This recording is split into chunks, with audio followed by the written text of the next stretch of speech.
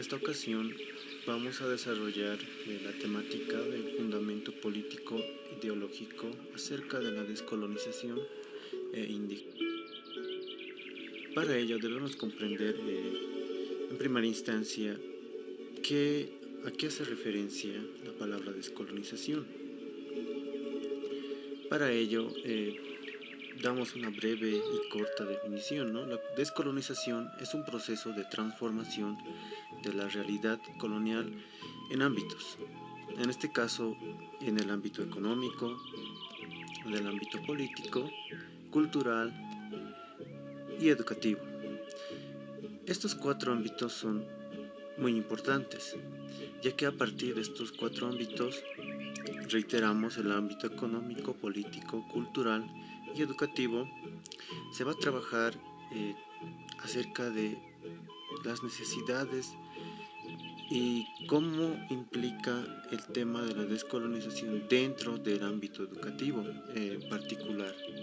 Sin embargo, esos otros tres ámbitos, como es el económico, político y cultural, van a influir de manera directa en el ámbito educativo. Vemos que existe un horizonte político dentro de la descolonización, que se encarga de transformar estas condiciones en aspectos de desigualdad, explotación, discriminación y exclusión. Desde un enfoque eurocéntrico, a lo largo de nuestra historia se ha podido percibir estos cuatro problemas sociales, ¿no?, que han sido fruto de la construcción social: el tema de la desigualdad, la explotación, la discriminación y la exclusión.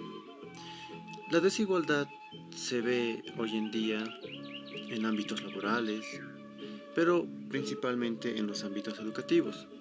La explotación es más vista en el ámbito laboral, de carácter privado. Sin embargo, no podemos dejar de lado la discriminación y la exclusión, que son dos aspectos actualmente bastante arraigados dentro del plano educativo. Por ende, lo debemos tomar en cuenta a la hora de hacer un análisis sobre esta temática, que es la descolonización, que va a implicar, primero, que se debe incorporar al currículo los saberes y conocimientos indígenas con la misma validez. Es decir, en el plano educativo, a lo largo de la historia, se ha podido percibir que la religión y la mirada eurocéntrica ha sido un producto de la colonia. Es decir, la educación tal y cual la conocíamos estaba relacionada con un enfoque netamente eurocéntrico, es decir, no tomaba en cuenta los conocimientos y saberes indígenas. Descolonizar implica que debemos incorporar al currículum esos saberes y conocimientos que antes no se planteaban como parte de un currículo educativo. También debemos revalorizar y potenciar las culturas de los pueblos indígenas originarios.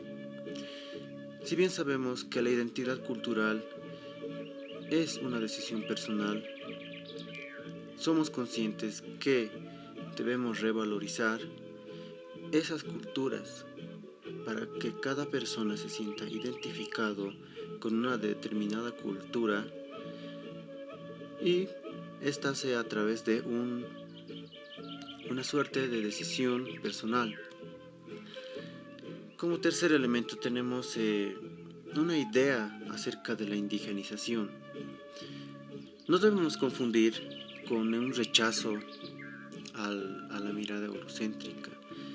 No es quizás un retroceso a todo lo que ya tenemos bastante arraigado dentro de nuestra cultura, sino más bien es poder aceptar y adaptar todos los saberes y conocimientos que están dentro de nuestra cultura e ideología y no lleguemos a perder nuestra identidad como al principio se pretendía, ¿no? Con la llegada de los españoles, adoptar una postura netamente eurocéntrica,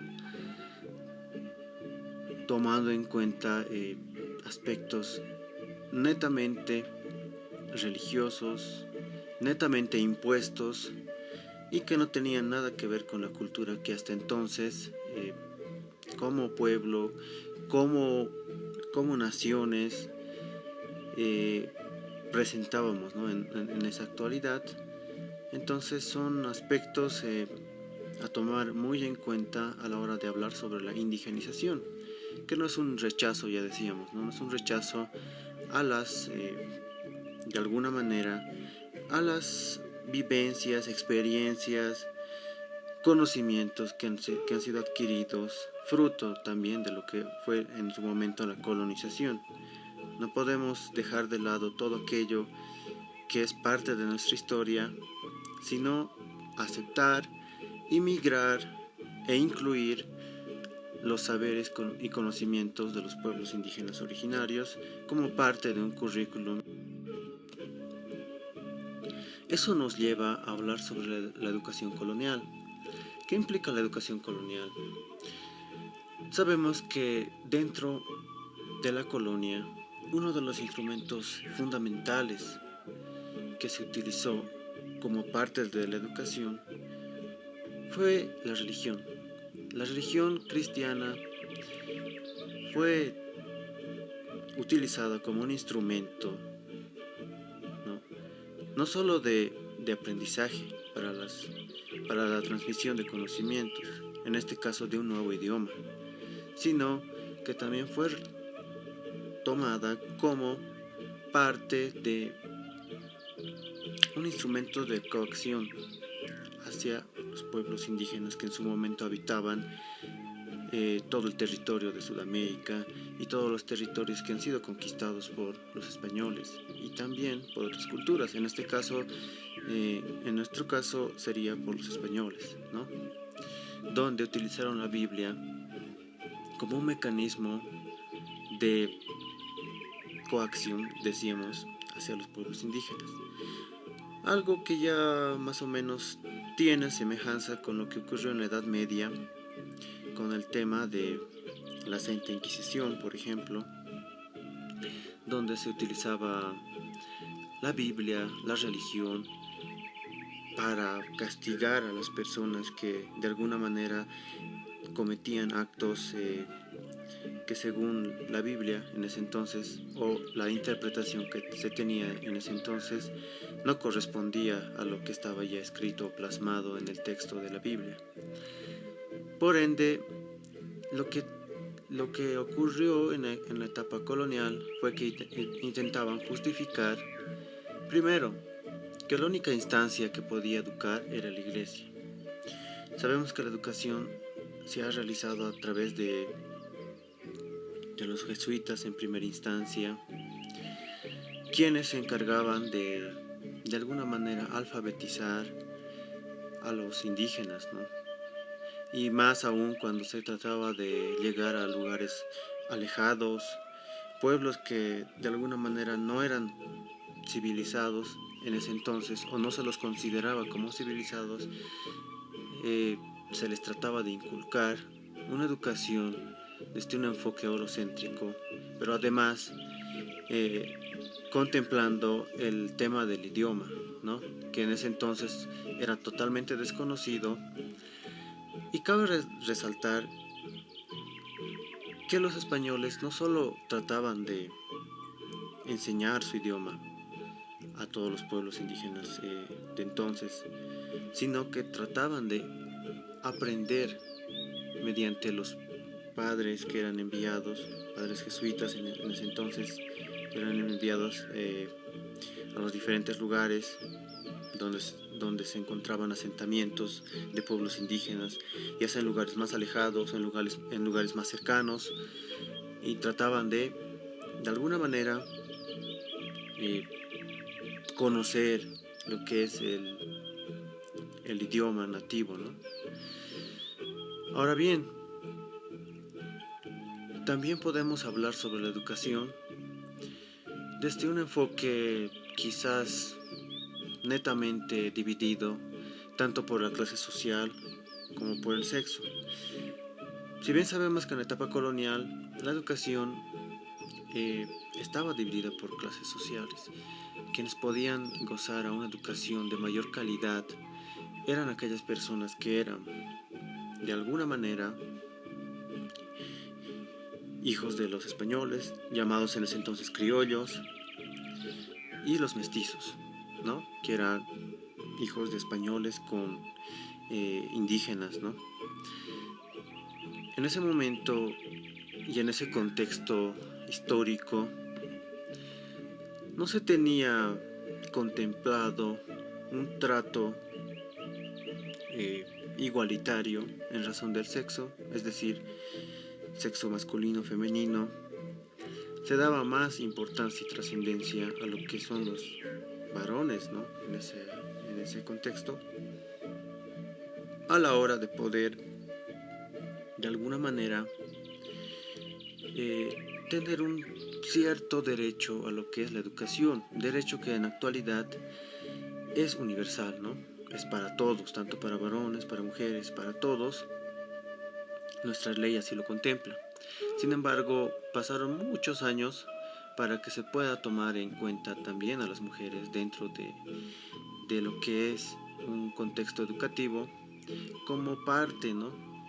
No solo como personas que se dedican a trabajos o labores domésticas, como se ha tenido un enfoque durante varios años, sino tomar en cuenta a las mujeres como parte y como sujetos que necesariamente tienen el derecho a la educación. Por ende, debemos también resaltar que los hombres se formaban en las escuelas religiosas, ¿no? Una de las formas que utilizaban los españoles a través de la Iglesia católica era el tema de la catequización, ¿no? Donde se supone que las personas realizaban su primera comunión y era una forma de alguna manera de identificarse con la religión católica, ¿no? Es por ello que dentro de nuestra historia inclusive se ha dado lugar a que muchas personas nativas en ese entonces hayan optado por una postura, un enfoque ideológico propio que desde sus experiencias y desde sus cosmovisiones han ido adaptando a lo largo de la historia con lo que fue herencia, se dice, de la colonización, que es la religión cristiana, ¿no? En ese entonces. Las mujeres, por el contrario, siempre, como ya lo decíamos con anterioridad, siempre estaban consideradas como personas que debían dedicarse a las labores del hogar y a los niños, ¿no? Y debían servir a lo que era su esposo, su marido, como se conocía entonces. No obstante, la historia ha sufrido un cambio muy importante, como ya decíamos y ya vimos más antes, que fue una suerte de mejora en cuanto a al poder tener cierta prevalencia y cierto derecho igualitario. En la actualidad decíamos que es un derecho ya constituido universal, tanto para los hombres como para las mujeres. La educación colonial nos inculcó utilizar lo hecho por otros sin comprender lo que realmente implicaba, ¿no? Era totalmente aislado sobre nuestra realidad. Es decir, todo lo que se plasmaba o todo lo que se podía comprender era a partir de las experiencias y de la realidad de en ese entonces la corona española, lo que ocurría en España, en Europa, y no así lo que ocurría o lo que antes de la llegada de los españoles se formó como un conocimiento o una suerte de conocimientos empíricos dentro de nuestros pueblos indígenas. Por ende, se prohibió la ordenación de sacerdotes indios para cada religión. Es decir, había una religión, efectivamente, la cual era la religión católica. Esta debía de alguna manera respetarse, ¿no? Por otro lado, los maestros eran pagados, ¿no?, por la comunidad de los pueblos indios. Tenemos un antecedente muy interesante que fue también construcción y producto de una lucha en ese entonces.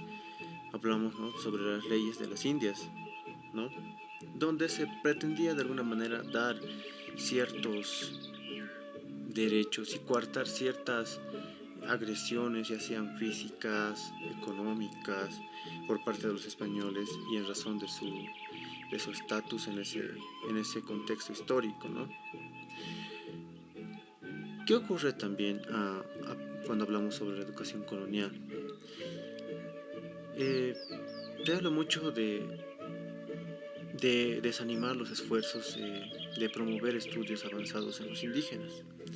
Es decir, las personas solo aspiraban a poder comprender, a poder leer, escribir en ese entonces, ¿no? Pero no tenían una mirada más allá de lo que era el colegio en ese entonces, ¿no? Ya que la educación, decíamos, era en razón del estatus social, ¿no? No todos tenían la misma oportunidad de poder ser parte de alguna institución de educación superior, menos si era de los pueblos indígenas, ya que no se les permitía, se les consideraba como un peligro el hecho de que pudieran tener una formación profesional. Por ende, se les enseñaba a leer y escribir en las llamadas escuelas de lengua castellana hasta 1773.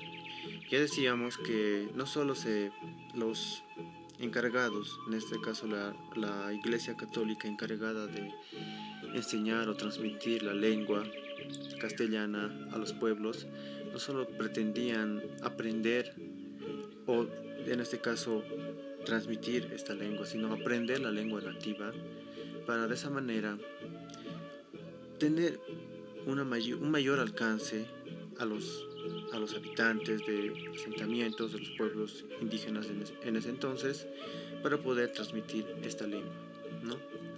La educación colonial nos ha constituido como hasta la actualidad con una nula capacidad de crear. Es decir, nos hemos acostumbrado bastante a repetir o a replicar conocimientos que ya han sido dados en el sistema educativo con anterioridad. Antes del actual modelo educativo hablábamos sobre una mirada o un enfoque eurocéntrico, sobre una educación netamente constructivista, donde se utilizaba como base los conocimientos científicos de Europa. Ya decíamos, ¿no? No estábamos totalmente aislados de nuestra realidad. No enseñábamos o no aprendíamos, dependiendo el lugar donde nos tocó vivir, a partir de una realidad propia, sino de una realidad totalmente ajena a nuestro contexto. Eso es lo que ha ocasionado una nula capacidad de crear, con lo que actualmente estamos aún luchando, ¿no? ¿Qué ocurre en el plano educativo en la actualidad? Se trata de dar validez a los saberes y conocimientos indígenas. Ya lo habíamos comentado anteriormente. Tratamos, ¿no?, de dar cierta validez, cierta presencia a esos saberes y conocimientos que de alguna manera han dejado, ¿no?, los ancestros, como lo denominan, de los pueblos indígenas. Se trata también de establecer una educación plurilingüe, es decir, nosotros somos un estado actualmente constituido como un estado plurinacional, donde hay una diversidad de identidades culturales, lenguas, por ende. Entonces, se debe establecer una lengua, perdón, se debe establecer una educación plurilingüe, es decir, reconocer todas las lenguas que se hablan en nuestro contexto, y a partir de esas lenguas pues se debe brindar una educación de mayor calidad. Además que el plan educativo es un proceso de desarrollo propio, es decir, actualmente el proceso de enseñanza-aprendizaje ya no se basa netamente en algo escrito o plasmado dentro de un texto, sino que es un constante aprendizaje tanto docente como estudiantil, donde se aplica el aprendizaje comunitario. En ese contexto, la educación debe ser una producción y creación del conocimiento en función del contexto, lo cual es muy importante ya que cada contexto implica una realidad diferente. El objeto del plan educativo en la actualidad es educar a un tipo de persona diferente, ¿no? Ese tipo de persona se debe educar con una capacidad de hacer su propio camino, es decir, inculcar al sujeto, en este caso al estudiante, una capacidad de poder crear sus conocimientos a partir de la reflexión de la realidad. En ese contexto también se debe educar a los estudiantes con un criterio propio hacia la transformación que libera la realidad. Ambos están concatenados, tanto la capacidad o también llamada personalidad del estudiante, ¿no? Que a lo largo de su proyecto de vida va a formar su propio camino a través de sus experiencias y a través de sus conocimientos va a generar nuevos conocimientos que le van a ayudar a progresar y cumplir sus objetivos. Y el criterio hace bastante en una suerte de transformación liberadora de la realidad, es decir, dejar de repetir lo que ya se ha ido repitiendo año tras año durante mucho tiempo, ¿no? Y transformar, ¿no? Liberarnos de alguna manera de esas cadenas que nos han limitado a poder potenciar nuestros conocimientos y poder aplicarlos dentro de la sociedad, ¿no? Un aspecto importante que habíamos hablado anteriormente fue la indigenización. Y decíamos que es una herramienta de grupos sociales indígenas o no indígenas cuando estos de alguna manera asumen una identidad cultural propia, ¿no? No se considera a la indigenización como una cualidad, sino más bien como un atributo de cualquier grupo que se reafirma culturalmente, ¿no? Ya decíamos, no es un rechazo a una mirada de Occidente, sino simplemente es una adaptación o una readaptación de lo que concierne al tema de los conocimientos y saberes de nuestra realidad social, sin dejar de lado la realidad social o la coyuntura social que es parte, ¿no?, de la realidad a nivel mundial inclusive. Bueno, con esto damos por concluida esta temática y agradecemos su atención.